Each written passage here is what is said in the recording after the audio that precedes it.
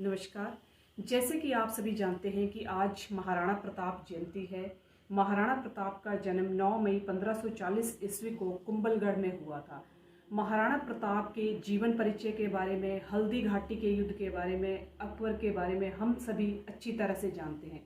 पर इन सब से हटकर महाराणा प्रताप हमारे जीवन के एक आदर्श हैं। एक महान संग्राम हुआ था जिसके बारे में ज़्यादातर लोगों को पता नहीं है, तो आज मैं उसी के विषय में आपको बताऊंगी कि हल्दी घाटी के युद्ध के परे एक और महान संग्राम जो था वो महाराणा प्रताप ने किया था, वो था दिवेर का महासंग्राम। तो जब हल्दी घाटी का युद्ध हुआ था तो हल्दी घाटी के युद्ध के बाद महाराणा प्रताप का एक महान लक्ष्य जो था वो ये था कि दिवेर को हासिल करना। तो दिवेर को हासिल करने के लिए महाराणा प्रताप जो थे उस समय वहां से निकलकर आ गए और दिवेर के क्षेत्र में पहुंच गए।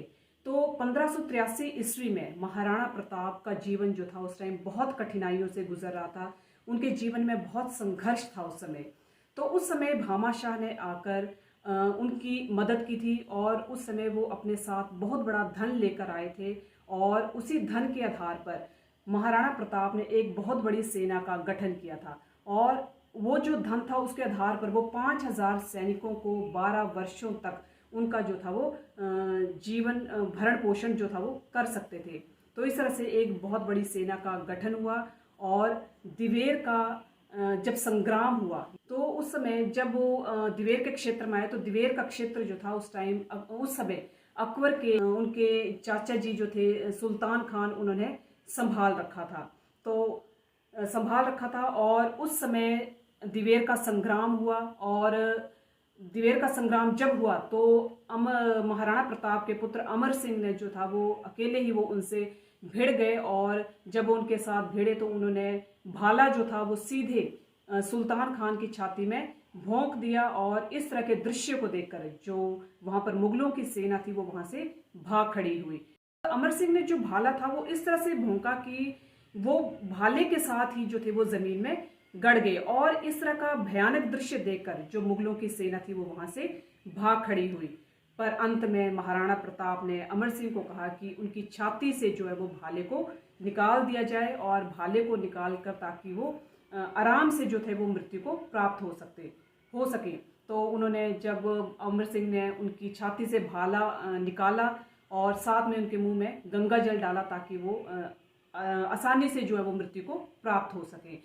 तो इस तरह से दिवेर के संग्राम के बाद महाराणा प्रताप की सेना ने चारों तरफ की चौकियों को मुगलों से मुक्त करवाया और इस तरह से मेवाड़ का एक बहुत बड़ा क्षेत्र जो था वो मुगलों से मुक्त हो गया।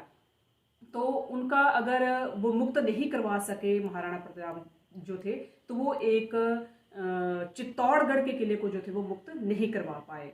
तो महज 57 वर्ष की उम्र में ही महाराणा प्रताप का स्वर्गवास हो गया।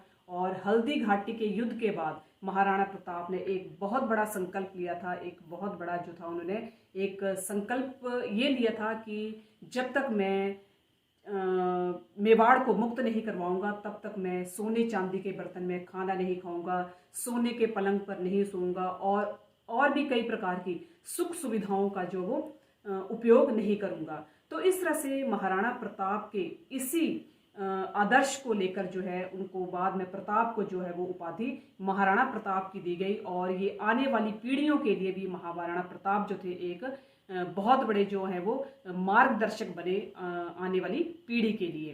तो महाराणा प्रताप जो है उन्होंने 10 वर्षों तक 1582 से लेकर 1557 ईस्वी तक अकबर की इतनी हिम्मत नहीं हो सकी थी कि वो 1582 ईस्वी से लेकर 1557 ईस्वी तक महाराणा प्रताप में जो 15 वर्ष थे उन 15 वर्षों में अकबर की इतनी हिम्मत नहीं हुई कि वो मेवाड़ की तरफ जो वो आंख उठाकर देख सके। तो यहाँ पर इस तरह से हमें पता चलता है कि महाराणा प्रताप जो थे वो एक युवा पीढ़ी के लिए या नई पीढ़ी के लिए वो जो थे एक बहुत बड़े मार्गदर्शक हैं। तो हमें उनके मार्गदर्शक या उनके कदमों पर जो है वो युवा पीढ़ी को चलना चाहिए। और हल्दी घाटी का युद्ध तो सभी को पता है, उनके जीवन परिचय का भी पता है और अकबर के बारे में भी हम सभी जानते हैं। पर अगर नहीं पता था तो एक ये था कि दिवेर का युद्ध जो था वो किस तरह का युद्ध था और वो किस किस के बीच में हुआ था। और जब दिवेर का संग्राम उन्होंने जीत लिया था तो जीतने के बाद उन्होंने आधे से ज़्यादा मेवाड़ जो था वो उन्होंने मुक्त करवा लिया था। जय भारत, जय हिमालय।